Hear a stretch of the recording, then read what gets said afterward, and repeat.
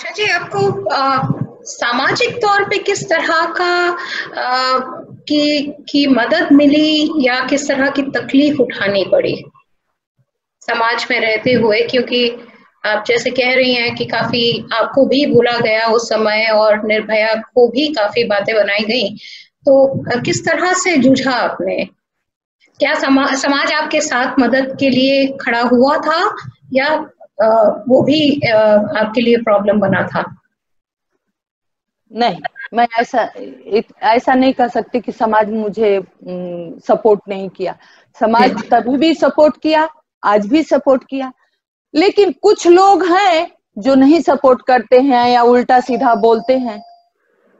तो लेकिन जो चीजें हमें लगी कि नहीं हमारे लिए पॉजिटिव है, मैंने उसको लेके आगे चला।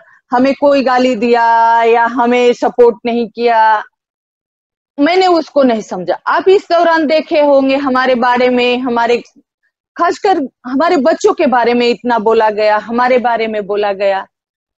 बच्ची को 8 साल बाद भी गाली दी गई। तो यही मानसिकता है। इसी के माध्यम से मानसिकता सामने आई कि 8 साल कोई कुछ नहीं बोला। सब लोग बल्कि कहते थे निर्भया को इंसाफ नहीं, निर्भया को इंसाफ नहीं मिला। लेकिन जब बात निर्भया की इंसाफ की आई, बात उनको सजा की आई, तो एक तबका खड़ा हो गया। खासकर महिलाएं खड़ी हो गई। कोई हाई कोर्ट में, कोई सुप्रीम कोर्ट में, कोई लोअर कोर्ट में, कोई सामने से कह रहा है कि नहीं हमें माफ कर देना चाहिए। तो इससे मानसिकता सामने आई कि हो ना हो यही लोग वो जिम्मेवार हैं जो ऐसा क्राइम होता है। 7 साल ये सोए रहते हैं। जब एक मुजरिम को फांसी की सजा होनी होती है, चाहे बेशक वो आतंकवादी हो, उनके लिए सपोर्ट के लिए खड़े हो जाते हैं कि उनका मानवाधिकार है। और 8 साल ये कुछ नहीं करेंगे। तो कहीं ना कहीं ऐसे लोग जिम्मेवार हैं जो लोगों को बच्चियों को सपोर्ट ना करके अपने ही देश में एक गलत फैमिली फैलाते हैं कि नहीं पुरुषों का तो अधिकार है, महिलाओं का नहीं है।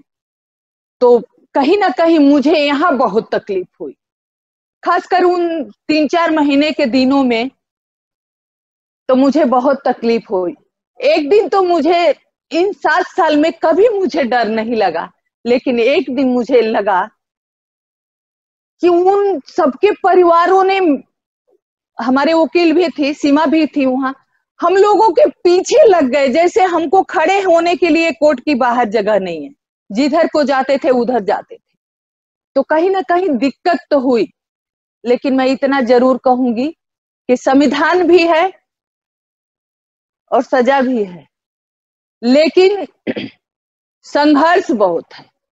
अगर हम संघर्ष करेंगे तो एक न एक दिन इंसाफ जरूर मिलेगा। जैसे निर्भया को मिला, हम सबको मिला, क्योंकि निर्भया की लड़ाई में एक एक आदमी का रोल बहुत अहम रहा। चाहे वो हमें साथ रह के सपोर्ट किया, बाहर से सपोर्ट किया। तो कहीं ना कहीं जो मैंने संघर्ष किया, हमें एहसास हुआ कि नहीं मैं जो भी कर रही हूँ ठीक कर रही हूँ, तभी तो लोग हमें सपोर्ट कर रहे हैं। मैं जानती थी तभी, आज भी जानती हूँ कि चाहे कुछ भी करो बच्ची वापस नहीं आएगी। लेकिन मैं जो भी चीजें आगे ठीक होगी वो आगे हमारे देश के बच्चियों के लिए होगी। सजा भी हमारे देश के बच्चियों के लिए एक संबल के रूप में हुआ कि नहीं अगर किसी बच्चे के साथ कुछ होगा जरूर इन दरिंदों को फांसी होगी। मुश्किल है लेकिन सजा जरूर मिलेगी। हम लोग कुछ चीजें सोच रखे थे, जैसे सीमा है और भी लोग हैं, कि जो भी चीजें कमियां हैं, जैसे हमारा आर्टिकल है, जेल मैनुअल है, जैसे जैसे चीजों को दिक्कत हुई हम लोग इसको इकट्ठा कर रहे थे कि नहीं आगे जस्ट इनको सजा होते ही हम शुरू कर देंगे कि चीजें ठीक हो जाए। लेकिन प्रकृति को हम कुछ नहीं कह सकते। इस टाइम तो हम लोगों को, सब लोगों को मिलके अपने आप को, अपने घर परिवार को, समाज को बचाना है। इसके लिए लड़ना है।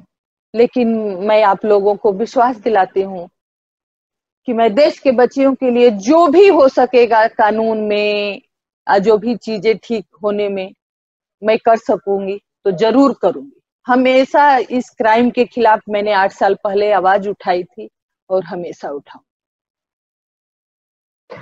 बहुत बहुत धन्यवाद। आशा जी, आप रहिए।